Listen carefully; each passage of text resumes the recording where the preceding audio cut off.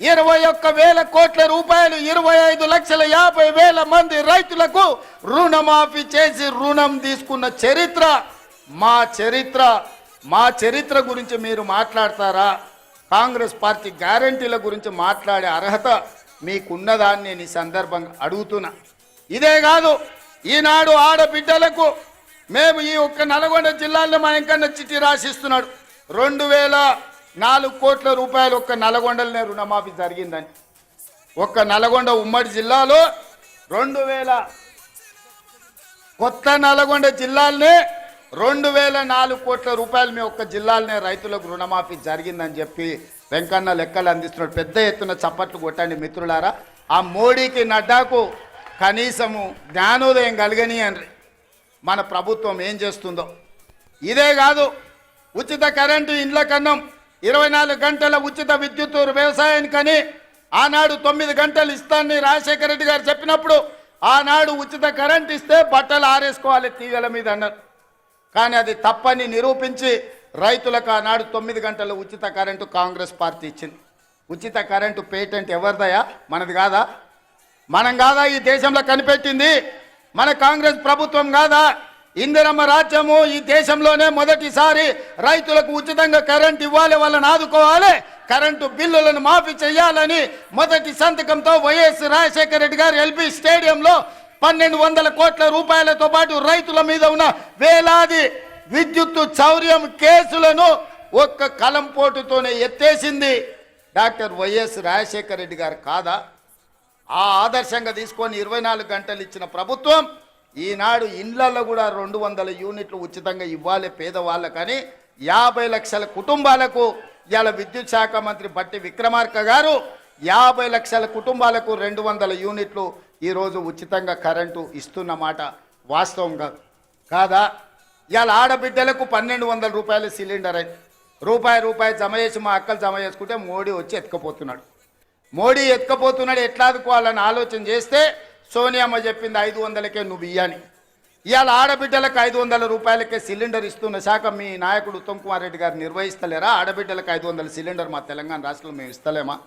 రాజీవ్ ఆరోగ్యశ్రీ ఆనాడు మేము 2 లక్షల రూపాయలతో మొదలు పెడితే చంద్రశేఖరరావు గారు వచ్చి దాన్ని నిర్వీర్యం చేసి మనం వచ్చినాక మొదటి 2 రోజులే డిసెంబర్ 9 నాడు 7 అధికారం చేపడితే 9 నాడే 10 లక్షల రూపాయలు రాజీవ్ ఆరోగ్యశ్రీ పథకాన్ని పెంచి పేదవాళ్ళ కార్పొరేట్ వైద్యాన్ని అందించి ఇవాళ పేదవాడిని కుటుంబ సభ్యులుగా భావించి అపోలో యశోద ఎక్కడికి వెళ్ళిన 10 లక్షల రూపాయలతోని మీ కుటుంబాలకు ఇవాళ ఉచిత వైద్యాన్ని అందించింది మన ప్రభుత్వం కాదా?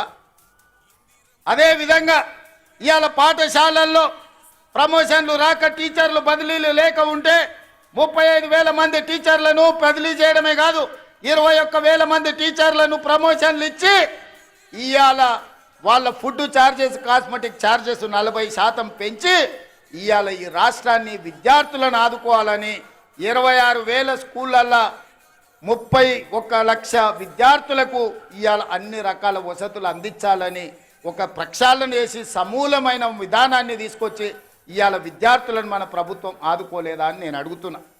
ఇవాళ ఇవన్నీ విద్యార్థులే కాదు, ఈరోజు హోంగార్డ్స్ కానీ పోలీసులు కానీ వాళ్ళ సమస్యలను పరిష్కరించి ఆత్మగౌరవంతో బ్రతికే విధంగా పోలీసులకు స్వేచ్ఛనిచ్చింది మన ప్రభుత్వం కాదా?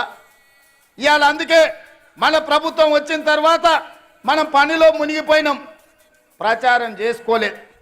మీరేమో అన్నలు వెంకన్న మంత్రి అయిండు, రేవంత్ అన్న ముఖ్యమంత్రి అయిన మన పని అయిపోయిందని మీరు కూడా దావతులు అక్కడ ఇక్కడ చుట్టాలు ఇళ్ళ పొట్టి తిరుగుతున్నారు పెళ్ళిళ్ళు పేరంటాలని. మేమేమో రోజుకు 18 గంటలు పని చేసుకుంటున్నాం.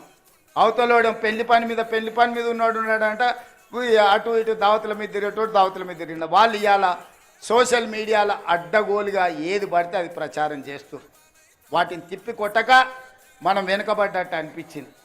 అందుకే ఇవాళ కార్యకర్తలు నేను అడుగుతున్నా, ఈ తెచ్చిన ప్రభుత్వాన్ని నిలబెట్టుకున్న బాధ్యత మనం చేస్తున్న పనులు చెయ్యని మనం చెప్పం. కేసీఆర్లకు దళితుని ముఖ్యమంత్రి చేస్తామనో దళితులకు 3 ఎకరాల భూమి ఇస్తామనో ఇట్లాంటి హామీలు మనం ఇయ్యలేదు, ఇవాళ మనం చెప్పిన ప్రతి పని మనం చేస్తున్నాం.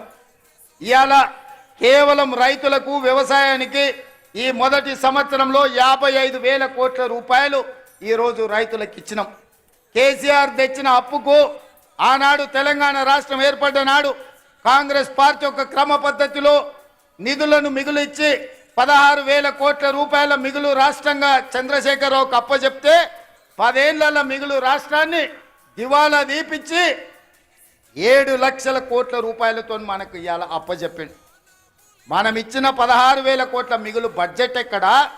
చంద్రశేఖరరావు గారు 7 లక్షల కోట్ల రూపాయల అప్పులతో అప్పుల ఊబిలో కూరుకుపోయిన తెలంగాణ రాష్ట్రాన్ని మనకిస్తే అక్కడి నుంచి ప్రయాణం మొదలుపెట్టి ఇవాళ చంద్రశేఖరరావు గారు చేసిన అప్పులకు ప్రతి నెల బట్టి విక్రమార్క గారు అసలు మిత్తి కలిపి ప్రతి నెల 6,500 కోట్లు కడుతుండు. ఈ మొదటి సంవత్సరం ఇప్పటికే 65,000 కోట్ల రూపాయలు చంద్రశేఖరరావు గారు అప్పులు చేసిన దానికి ఆయన తెచ్చిన అప్పులకు అసలు మిత్తి కలిపి 65,000 కోట్లు కట్టారు.